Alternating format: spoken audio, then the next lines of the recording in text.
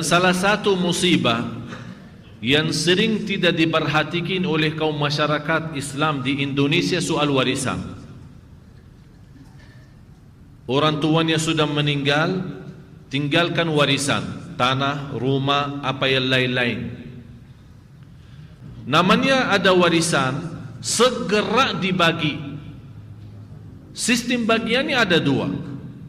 Bisa dibagi secara total, masing-masing mengambil haknya, sahamnya, atau dibagi secara hitungan supaya masing-masing tahu haknya apa. Misal ada dua saudara, ayahnya meninggal tinggalkan satu rumah. Bagaimana cara membagi rumah? Tak mungkin dipecah dua dibagi, tidak. Tapi kira-kira pasarannya berapa? 1 miliar. Berarti saya sama anda sudah tahu nasib kita dari sisi hitungan. Kalau ada satu minta haknya sekarang, wajib bagi yang kedua memberikan. Bagaimana caranya? Kalau anda tidak mau jual rumah, anda wajib membayar hak sebagian ini, berarti menjadi rumah itu milik anda sendiri.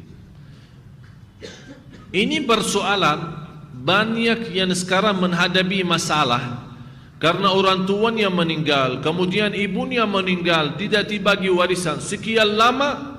Begitu anaknya dan cucu mereka sudah membesar, muncul banyak masalah. Sekarang bingung hitungannya, dan di luar membingung hitungannya masalah-masalah antara saudara dan keluarga. Sampai sekarang kita melihat ada banyak keluarga yang kita datangi untuk mendamaikan antara mereka, tidak bisa-bisa. Akhirnya mereka sampai sekarang mengurus di mahkamah, di pengadilan supaya selesaikan masalah ini. Inilah akibat kita melanggar sistem Islam, melanggar sistem Allah. Warisan itu hak ahli waris, dan tidak boleh ada seorang waktu dia masih hidup, dia sudah merasa mau mati, merasa mau meninggal, dia bilang anak saya semuanya jahat, anak saya tidak salih, tidak salihah, saya wakafkan semua harta saya untuk di jalan Allah. Tidak boleh. Biar dia meninggal dunia, tidak boleh menjalankan wasiatnya. Karena di sini ada menzalimi hak ahli waris. Jadi harus kita berfikir baik-baik.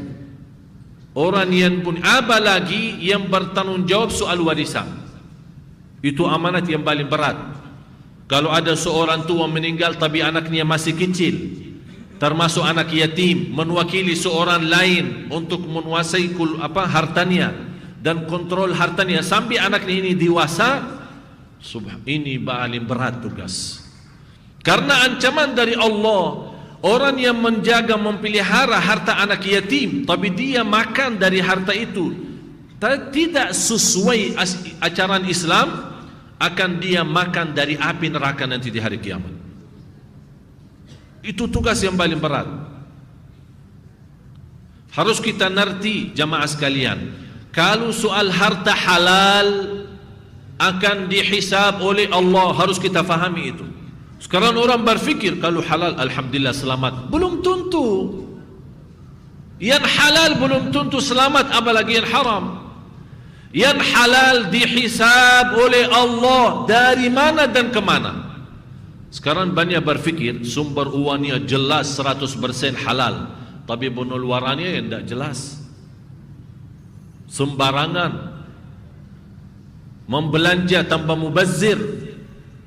Ini semua akan ditanya, dihisab oleh Allah. Jadi harta yang halal 100% akan dihisab oleh Allah, dan harta yang haram bukan dihisab, diazab langsung, diazab.